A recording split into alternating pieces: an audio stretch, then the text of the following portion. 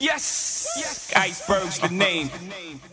I've been swimming in the water, man, I feel like Michael Phelps, yeah. Ivy, that's the name, I'm bubbling like Alka-Seltzer. Thank you so much for joining me today, Ivy. My name is Santana over here at DJIceBergCom. We have our Before the Fame series, and we love to have the opportunity to actually speak with you before you blow up, you know? So I'm actually, like, we was having a discussion before the recording started and whatnot, and, you know, you was talking about how you was born and raised in St. Louis, and you sometimes, like, you kind of live a little bit of your life in Illinois. I know that you kind of went to Harlem as well, and now you're kind of in LA right now, right? Yeah, I'm a gypsy, so I'm all over the place, just kind of wherever the wind takes me, you know? So you're... What'd you say? Would you say you're adventurous? Oh, absolutely. Yeah, spur of the moment, I'm out of here. So let me ask you, so with 2020 that's going on and the whole pandemic that hit, luckily it didn't stop you from, you know, doing whatever it is you were doing, especially with your promo tour and whatnot. How have you maintained, you know, staying creative through this pandemic?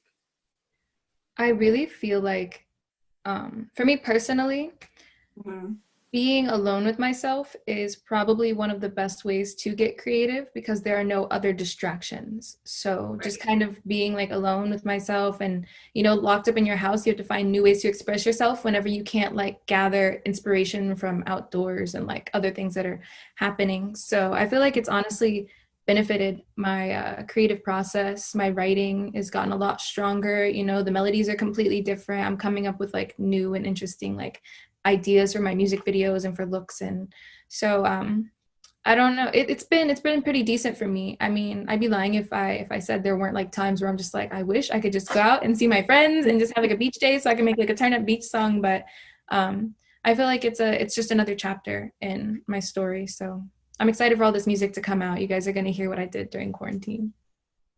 Well, we're excited about that. You know, a lot of times when we're inside of our homes, we manage to pick up new hobbies. So have you picked up a new hobby while you were quarantining? Sleeping. Oh my God. I do not get to do that.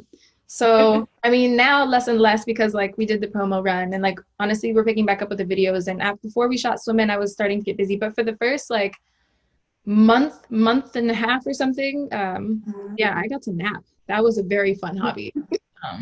Other than that, like, I mean, I paint. I've been trying to hand make my clothes. I've been working on a clothing line. I was going to drop it last February. I was going to drop just lingerie, but now I've continued. So I've got like full like wardrobe, and it's for like male, female, and we're doing all sizes, which is super important to me. I make like voodoo dolls as well, which is really dope. I've been selling those. People are like buying them up like hotcakes. I did not expect that many people to like want these dolls. So really just kind of being like more hands-on artsy. I'm such a crafty person. So okay, well, I'm into fashion, so like put me on the PR list because I'll wear the fit. I got the camera, the shoot, everything. I got you. But yeah, I think that's pretty dope that you kind of picked up that hobby, or even just making it a transition to something that you will probably do in the near future if you weren't doing music. Because I know you do a little bit of modeling on the side as well. Or did you start out doing modeling first? Actually, I don't even know how I got into it. It's so crazy when people are like, oh, like you're a model, like you do modeling, because to me, like it never was that. It was more so like one of my friends hit me up from a college I was going to, and he had to do his final project, which was like he had to do a portfolio for his photography. So he contacted me and was like, would you be down to shoot for my final? And I was like, yeah, why not? You know, it was just something fun to do. And I guess like another photographer from Instagram, I wasn't like big poppin' or anything, you know, like on Instagram or whatever, but someone saw it and they were like, will you model for me? And I was doing all these things for free. And it was fun. Why not have like nice photos of myself? And it actually helped me transition easier into music because moving out to New York, I didn't really have too many connections. So the people that did see me, they were like, will you model for my brand? And I was like, yeah, absolutely. And as I was doing that, I'd be like, oh, like, do you know like producers? Are you into music? Like, what else do you do? And I would meet artists through that way. So really, it did help me like transition. And it's great now because I get to model for my own brand. I get to do like high fashion stuff. I'm working on my own clothing line as well. So that's going to keep growing with me. It's going to be super dope. But yeah.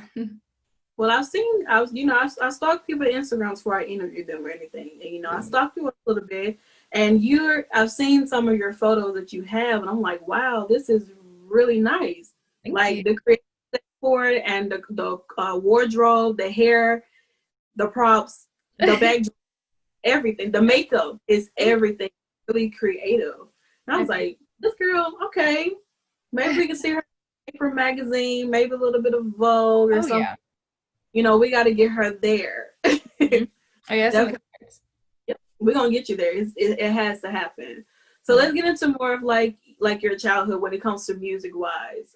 Who would you say that you kind of grew up listening to? It was such like a weird I only use like curse words. It was such a weird like combination, I'll use that, of music, because my father listened to like a lot of metal music, pretty like not even a lot of, all metal music. So I grew up listening to like rock and metal, and it was just kind of like, oh, and like grunge, that was great. And yeah, just really just like thrasher ass music. Oh, I'm cursing, I'm sorry. Thrasher music, and it was so much fun. Yeah, I don't know if I can curse here. I'm always cursing. Listen, people be cursing up a storm, and I'll just be like, I'm not gonna do that, but you go ahead. Well, yeah, so he listened to like all metal music. I mean, he's like gothed out, like he had his ears stretched, and he's got like all these piercings and gargoyle tattoos and zombies and shit. And my uncle like was in a tattoo parlor, and I was like raised in there too, so like that music's always going on. So I just grew up with that, and that's like, it's very nostalgic for me. It's still like probably my number one most listened to like genre of music for myself. And then my mother, she is like this little earthy, like soul hippie, and she listened to a lot of like, I mean, R&B, like hip hop R&B, like trap music, but really like spiritual music too. So like she loved Lauryn Hill and Erykah Badu. She loves Salt and Peppa and Bone Thugs and Harmony, and like, so I mean, literally just like all the way down the board. That, and she's like this little 5'2" white lady from like it's amazing. They're so completely like backwards of what you think the norms would be. So and then my grandmother, she listened to like all country music, and she wouldn't let me listen to anything else other than like Kids Bop and country. And so I'm in the car just like, this is my Saturday. But I have like a love for country music as well, because of the ballads and the vocalists and the live instrumentation. I really do appreciate it, some of it. But yeah, so it's a lot. I have a very like eclectic taste. It's all over the place, but just kind of anything that evokes emotion. I really love like talented instrumentalists and talented vocalists. So, do you play any instruments or anything? Poorly, but yeah, I do. I took violin lessons, piano lessons, guitar lessons. And I feel like there's another one in there, like something like, it was probably something like flute or clarinet whenever I was in school, but like, I don't want to play that. No one wants to play that. I can't, like, I'm not Lizzo. I don't have the lungs for that to like play and then go sing. She's a lot, so it's crazy.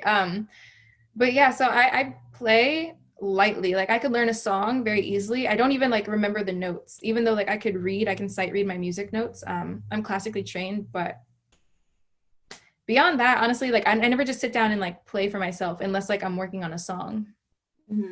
But I'm gonna pick it back up, especially the guitar, because I have to like, I want to do like a whole rock album. I've been working on it now, and it's gonna keep like building until eventually I have like all the greats on it. And yeah, I want to shred on stage. So it looks like we're gonna see you smashing guitars on the stage, maybe. Oh yeah, little crowd surfing. Gotta be a rock star. I'll be here for it. You know, I love that. You listen to like, you don't, categorize the genre of music that you listen to. You listen to everything. You know, it could play a big part in the way you create your own music. Yeah. That kind of that balance. I think that's dope. So when did you make that transition from like, I think Harlem to LA? About physically I made that transition probably, I would say like close to around like 3 years ago I moved here. But my heart like resided in Harlem. I was so excited to move to Harlem, to move to New York, because just growing up in the Midwest and like seeing on TV like the big city and stuff, it always like looked like a dream. And I was like, damn, like I'm gonna be that like small town girl who moves to the big city to make it. And then I moved to a big city and I'm doing pretty well for myself. So I'm like, yes, my favorite cliche. Like, so it was beautiful out there, and it's like heart of where a lot of like beautiful like R&B and like soul music was made, a lot of hip hop. Like it was really the culture for me. And but all the music like shifted from New York really mainly to LA. So I moved out here with my team, and it's just kind of been like a wrap ever since. It's so much easier to work out here and to network, and LA has its own like West Coast vibe to it. So I'm feeling it for right now. So the transition wasn't like difficult. It was just like, hey, you know what? Let's go to LA. Well, I mean, kind of like, I mean, I moved to New York with like $500 in my pocket, and I was like, I'm gonna figure this out. Like, I had nowhere really to stay. I found like a place last minute, like on the way to New York. Like, I quit my job and stuff, and so I felt like I had sacrificed so much, and I was like just hustling so hard, you know? I didn't know anything about a studio. I got myself into my first studio. I directed and paid for my first music video, and no, I didn't have any management, and I didn't have any friends that did this stuff. So like, I'm just guessing like what to do. And through that, like I found my team, and they were just like, give up everything you got, move to LA. And like at that point, like I had been like hustling so hard, and I'm like, yeah, I got this grind going, and I got myself a nicer place, and it was like my dream. So to give it up, it kind of broke my heart a little bit, but I'm like, I know like it's gonna be for the better. Like, and I'm never one to miss opportunity that I know like seems like it's going to benefit me. So I gave up my nice like studio apartment out in Manhattan to sleep on a couch and in a walk-in closet, because that's what was available. And I was like, this is the hustle, this is the grind, like, this is what I'm gonna do. Like I gave up pretty much all my clothes, like my books, my belongings. I just had to leave them because I couldn't bring it.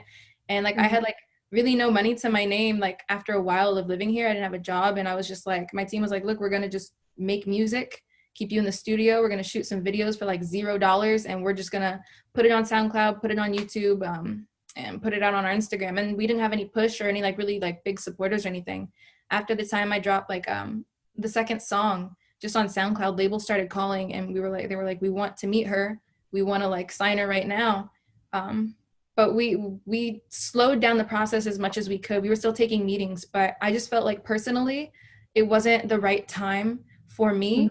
I was still working on developing my sound. I didn't know how to like really go in and like work a studio. Like I had been live performing my entire life, but like songwriting, yes, but not like singing. So, yeah, the transition was a little difficult. It's a completely different lifestyle, but I learned fast and I manage well. So I feel like it's going pretty well.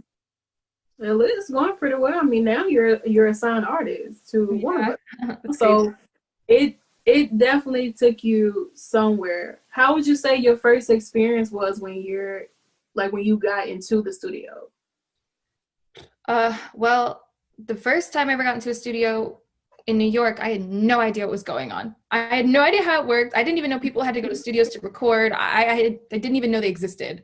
So I went out there, and I'm like with the engineer, and I didn't even know they were called an engineer at the time. I'm like, so I'm just gonna write the song here, right? He's like, I mean, you can.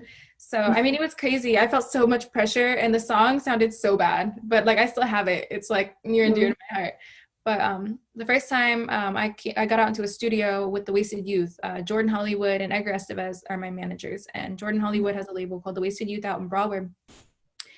Edgar introduced me to him, and he was like, oh, so you're a singer, get in the studio, make a song. I was like right now? You would do it right now? So we went in there, he put on a beat, and I just started singing, and they were like, yo, like we could do something with this, like this is fire. And we shot the video that night, and honestly, that experience was way more fun, and it was way more liberating for me than the first time. But the first time had to happen, you know, so I knew like what I was doing wrong, so I was prepared for that. And I really just felt like at home. I'm like, damn, like this is what I want to do for the rest of my life. I felt like a little like alien, like floating on a rock through space, and I'm like, yo, I'm like a little superstar. It's crazy. Like it was out of this world.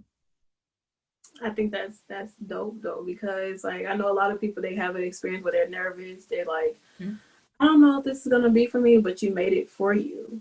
Yeah, you know, I've watched like your videos from like 2 years ago up until your recent one that you have with Trippie Redd. That was a dope video. Like it was the scenes were very interesting. Oh yeah. They were very, and I was like, you guys complimented each other in that video. Yeah. You guys really, really did. Like I can tell you I had a little chemistry a little bit, you know, from even probably working together in the studio together and even on set. So when I watched like your old videos, like Because of Me and like 111 and whatnot, like was that the time where when you shooting those videos, was that the time when you was like doing it for $0 and stuff? Yeah. Because like the concept of it and shooting wise, it the production was great. Yeah, I have an amazing team. That's Blank Square Productions. They're incredible. Yeah, they've been doing it for a while. They're hustlers too, and they were like, it doesn't matter if we shoot it for $0 or like $100,000. Like, it has to look like a movie, because the way that I portray myself and the way that they see me and we view the brand, it has to be so clear every single time that it can't be like a little shoddy video. So we use great cameras. We've got like great directors. They have great like ideas. And like, honestly, like with the Trippie Redd, the swimming video, I was like, okay, so this is the first time like we're gonna actually push my music. I put no promotion behind any of my music prior to this. That was just, if you heard of me word of mouth and you saw it, like we were just gonna gain that like base following, the people that got there first. So I'm like, they were like, what do you want the video to be about? You know, like, because I like to have my hands on everything. I don't ever want to just come in and someone's got something done for me. Right.